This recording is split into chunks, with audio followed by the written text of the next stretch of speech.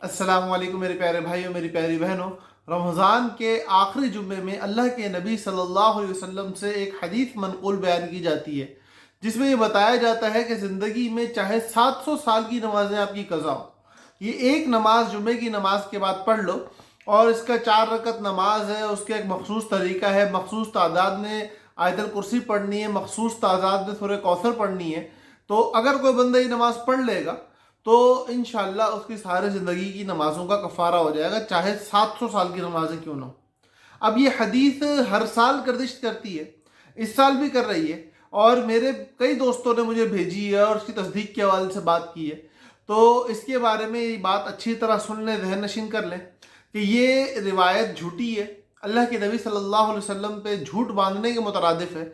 इसको बग़ैर तस्दीक के आगे फैलाने वाले भी गुनाह में शरीक हैं।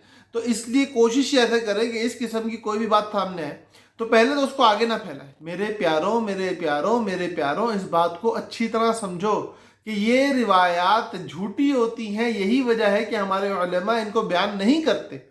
और ये एक जाहिल तबका है, एक फितीन तबका है जो इसको लोगों में आम करता है, और जब ये आम हो जाती है तो इसके पूरे आलम को नुकसान होता है। अल्लाह के नबी सल्लल्लाहु अलैहि वसल्लम पर झूठ बांधते हैं और हम सब शैतान का आलायकार बनते हैं। तो ख़ुद को शैतान का आलायकार बनने से बचाएं, अल्लाह से आफियत मांगे। अल्लाह पाक हम सब का हामी और नासिर हो। अस्सलामु अलैकुम व रहमतुल्लाहि व बरकातहू।